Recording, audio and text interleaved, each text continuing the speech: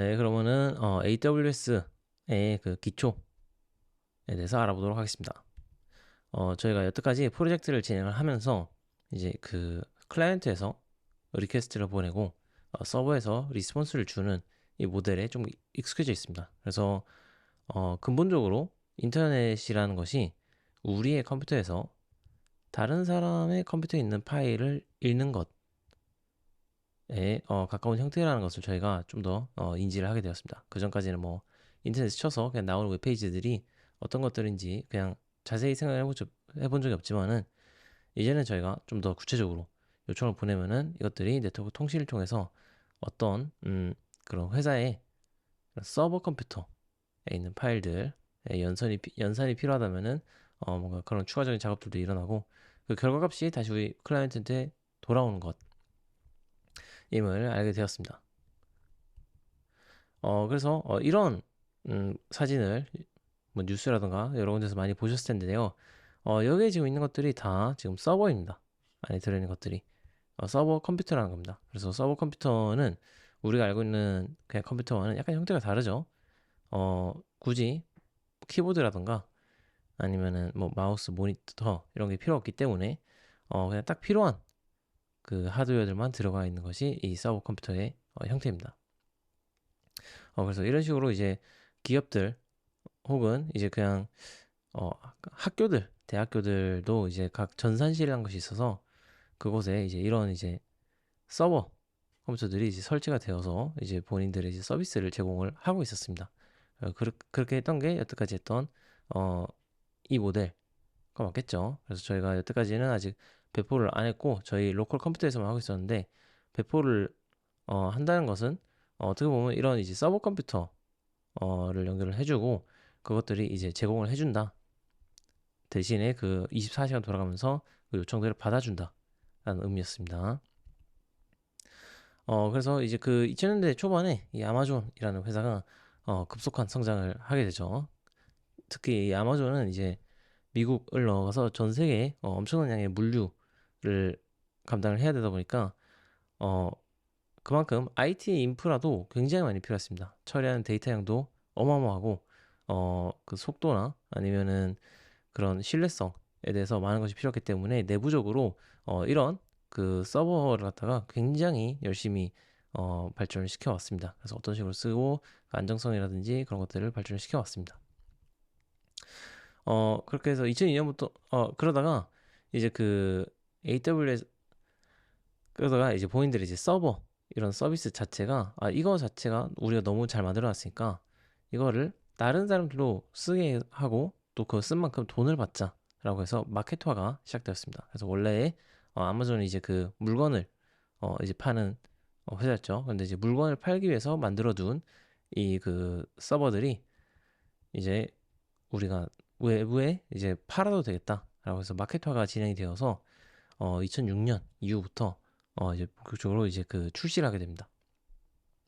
그러고 나서 이제 넷플릭스라던가 드랍박스, 에어비앤비 같은 이제 미국의 회사들에서 쓰게 되면서 지금은 이제 빼놓을 수가 없는 서비스가 되었죠. AWS라는 것이 이제 경쟁자 마이크로소프트와 구글에서 이제 경쟁자들도 나오고 있지만은 역시 그 선구자로서 아직 가장 큰 마켓 시어를 가지고 있고 또 이제 클라우드 환경에서 이제 그 개발을 한다는 것에 대해서 지금은 그냥 그게 디폴트가 될 정도로 영향을 많이 주게 되었습니다. 그래서 지금은 저희가 개발을 한다고 할 때 기본적으로 AWS를 써서 서버를 충실한다라고 생각해 주시면 됩니다.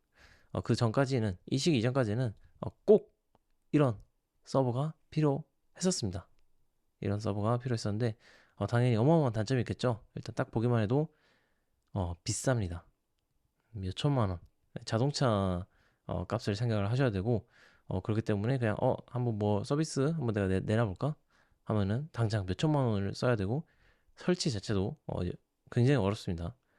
24시간 뭐 냉장고처럼 이제 에어컨이 계속 돌아가고 있어야 되고 그런 이제 그 온도 관리 그다음에 그 안정성 관리 그다음에 전력 관리 전력이 끊기면 또 안 되겠죠. 이런 걸 포함해서 굉장히 그 쓸 신경도 많고 돈도 많이 필요했습니다. 근데 그것들을 이제 아마존이 그럼 우리가 이거 다 깔아뒀으니까 너희들은 그냥 이거 빌려서 써라. 쓴 만큼 돈을 내고 써도 된다. 라고 해서 출시를 한 게 AWS입니다. 그중에서 특히 이 넷플릭스 라는 회사가 선도적으로 이 AWS를 사용을 했고, 그때 당시에는 AWS로 이렇게 풀 서비스를 한다는 것 자체가 생각하기 어려운데, 넷플릭스에서는 우리는 모든 서비스를 AWS에서 진행을 하겠다 라고 생각해서 굉장히 많은 그 사용 유즈 케이스들을 만들어냈습니다. 넷플릭스가 굉장히 좀 특이한 게 영화 같은 것들 파일들 보면은 용량이 굉장히 크죠. 넷플릭스는 정말 굉장히 큰 용량의 데이터들을 전 세계에 보내야 됐고, 심지어 그것도 실시간 스트리밍을 해야 되는 굉장히 어려운 그 서비스를 내놓고 있었습니다. 그래서 이제 그런 서비스들을 갖다가 내놓기 위해서 여태까지는 없었던 방식의 인프라스트럭처를 선택을 하게 되죠. 그게 바로 AWS입니다.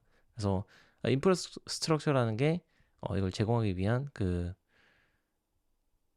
저희가 현실에서 인프라스트럭처라고 하면 일반적으로 도로라든지 교통회지 이런 걸 얘기하죠. 그래서 개발할 때는 이제 이런 배포를 위해서 필요한 그 서버 구조 이런 것들을 주로 인프라스트럭처라고 합니다. 그래서 넷플릭스가 이제 선도적으로 그런 것들을 개발 많이 해왔고, 마이크로 서비스 아키텍처라든가 그런 용어들도 이제 있기도 전부터 AWS를 적극적으로 활용을 해서 서비스를 내놨습니다. 그거 더불어서 이제 성장하게 됐죠, AWS도. 그래서 지금 여기 보이는 작은 이제 그 큐브 모양들이 AWS가 갖고 있는 리전들입니다. 그래서 이 리전이라는 게 그 어느 지역에 데이터 센터가 있는데 보시면 저희 한국에도 데이터 이 리전이 하나 존재하고 있죠. 그래서 보시면은 서울에서도 이제 2016년부터 이제 그 AWS 리전이 생겼고, 여기에서 또 굉장히 많은 저희 국내 회사들이 사용을 하고 있습니다. 그래서 예전에는 각 대학마다 이제 그 전산실에 서버들을 이제 설치를 해두고 온프레미스라고 합니다. 그래서 클라우드와 대비되는 용어로 온프레미스, 그냥 현장에 있다라는 뜻입니다. 온프레미스 서버를 설치해줬었는데, 이제는 굳이 온프레미스 할 필요 있냐? 그냥 이거 클라우드를 쓰자라고 해서 빠르게 다 대체가 되고 있습니다. 그래서 뭐 예전에 10년 전에는 이제 대학교 개강 이런 걸 하면은 이제 그 수업 신청할 때 그냥 온프레미스 서버는 트래픽을 그렇게 많이 해결을 할 수가 없습니다. 이런 그 개강 신청 이런 게 개발자 입장에서는 굉장히 부담이 되는 서비스 모델인데, 거의 1년 내내 별로 서비스량이 없다가 1년 중에 딱 이틀 정도만 미친 듯이 트래픽이 터집니다.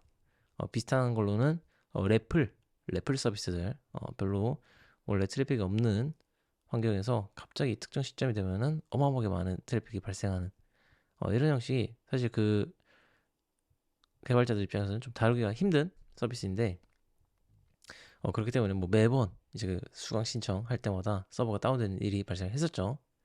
그런데 이제 클라우드 컴퓨터를 쓰게 되면은 이제 그런 문제가 없습니다. 탄력성, 이라고 합니다. 탄력성. 그래서 많은 요청이 들어오면은 그때 그냥 순식간에 AWS가 자체적으로 보유한 이 수많은 서버 컴퓨터를 몇 개 더 사용을 하게 하는 겁니다.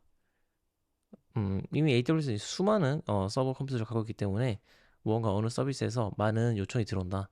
그러면은 우리가 미리 설정해둔 옵션에 따라서 필요한 만큼 사용하는 서버 컴퓨터 양을 늘릴 수가 있습니다. 그러고 나서 쓴 만큼만 돈을 내고, 그러니까 이제 그 수강 신청 날에 많이 썼으면 그날 이제 돈을 많이 내고, 그 다음 날 다시 이제 아무도 안 쓰게 되면은 아무도 안 쓰죠.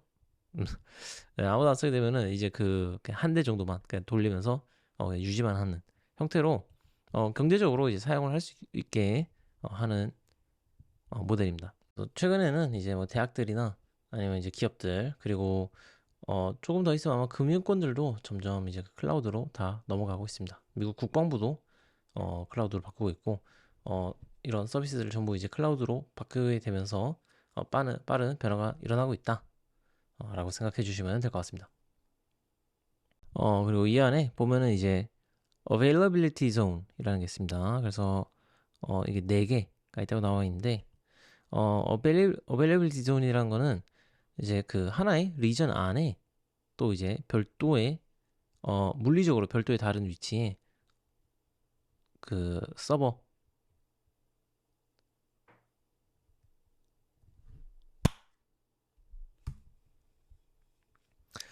그리고 여기 자세히 보시면은 이제 서울 안에 availability zone이라는 게 4개가 있다 라고 되어 있습니다.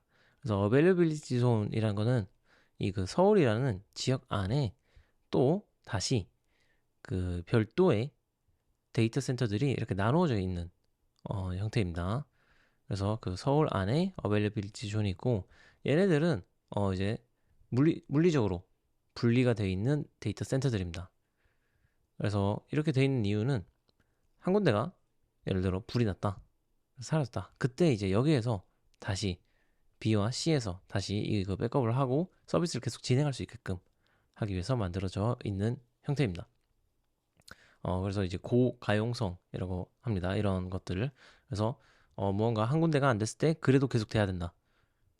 이런 게 굉장히 중요하고 이런 서비스들을 끊임없이 연구를 해서 만들어두는 게 AWS입니다. 그리고 이제 사용자들, 개발자들이나 이제 그런 스타트업이나 지금 그런 대기업들에서 이제 그 서비스를 내놓는 사람들 입장에서는 이런 거를 그냥 이제 간단하게 그 설정만 해두면은 쓸 수 있게 됩니다.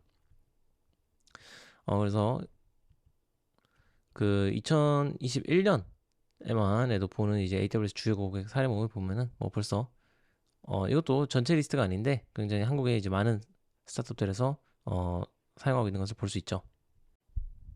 그런데 이 AWS가 그냥 단순하게 그냥 AWS 하나 이렇게 있는 게 아니라 굉장히 많은 서비스들을 가지고 있습니다. 단순히 그냥 서브 컴퓨터 그냥 이렇게 빌려주고 끝나는 게 아니라 그 안에서 가능한 것들이 굉장히 많은데 뭐 EC2라는 서비스처럼 그냥 안에서 서브 컴퓨터 띄워서 리눅스 사용하는 것, 그리고 그냥 데이터 스토리지 용량을 위해서 쓰는 뭐 S3 혹은 이제 DB를 위한 특별한 이제 그 형태인 뭐 RDS 뿐만 아니라 그 AWS에서 제공해주는 수많은 서비스들은 매달 새로운 것들이 나오고 있습니다. 그래서 뭐 클라우드 관련된 것들, 뭐 데이터 관련된 것들, 뭐 긴급 재난 복구 이런 것들도 있네요.